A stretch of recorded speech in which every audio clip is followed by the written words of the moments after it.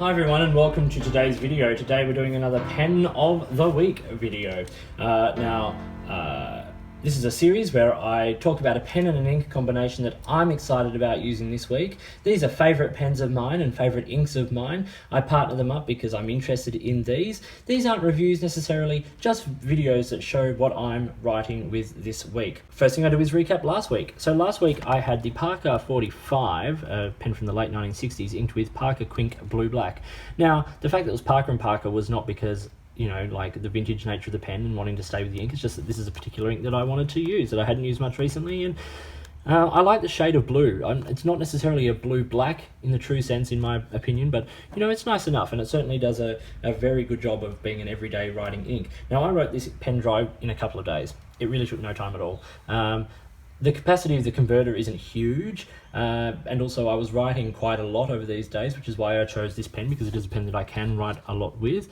So it was good, and I was more than happy, and yeah, that was that. Now this week, I have the Opus 88 Koloro Demonstrator with a steel broad nib and Robert Oster Deep Sea ink. This ink is cool, and this pen is great. Now, what sets this pen apart is the filling system and the fact that it has such a huge ink capacity. So let's get going. So, I said right there, capacity. It holds a lot of ink. It's an eyedropper pen, but it has a shut-off valve. So you fill up the body of the pen with ink, and there's a little valve that you can turn this knob to release more ink out down into the section and all of that sort of stuff. It means that when you're flying or when you're going to high altitudes, you're not going to spurt ink everywhere. And also the fact that when you're writing, your hand isn't going to heat up the air in the body of the pen and shoot ink out. So it's pretty cool. Great filling system, and on a reasonably affordable pen. Now, next thing about this pen is the size. It's a big pen, like Lamy Safari, Opus 88, Koloro. It's a pretty sizable pen, and that makes it a lot of fun because, firstly, the cap is ridiculous and it doesn't post, so I don't even try. But the size of the pen in the hand is awesome, and the section is quite wide, so you can write quite a lot, and with a broad nib on it, this pen just feels luxurious. It's nice. Now, the next thing about this pen is the nib. Universal number 6 nib. I have it with, as I said, a broad, so I get a lot of ink down on the page. It's nice and wet, it's smooth. It's just an absolute joy to write with. And with an ink like this that is a really quite an expressive ink, it's wonderful. So the ink, as I said, is Robert Oster Deep Sea. I have it here in the 50ml bottle. And as you can see from the swab there, it's a lovely sort of, I suppose, dark tealy aqua sort of green colour. But there's a lot of shading, and it's, yeah, quite nice. So what I say here is the colour and the saturation is really appealing. I like the depth of this colour, and saturation means that you get a lot of interest on the page. Sheen. Now, I'm not a big sheen lover, but what I love about the Robert Oster inks with the sheen is the fact that I call it halo sheen. It's where you just get, like, at points around where the ink pools in the writing, you just get little hints of the red. That's nice. You still get the colour of the ink, that beautiful rich green, but without having sort of too much of like the red sort of showing through, but just little pops of it.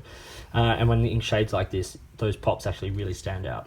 Now the value, this is $18 a bottle roughly, depending on where you get it from.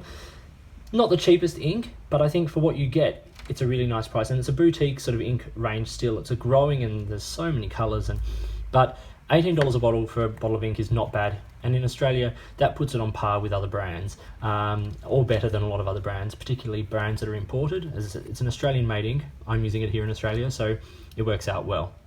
So let's do our writing sample, and as you know, I write from Dracula by Bram Stoker, and we'll see how we go.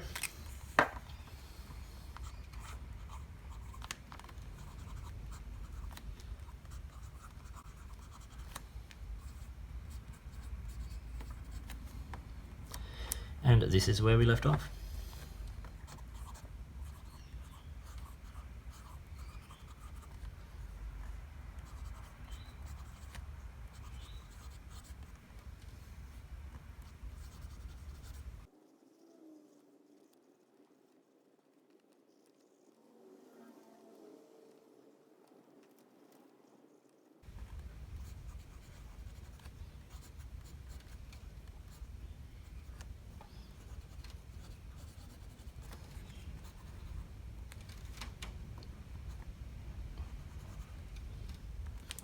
So As you can see, it puts down a nice amount of ink. It's a smooth writer.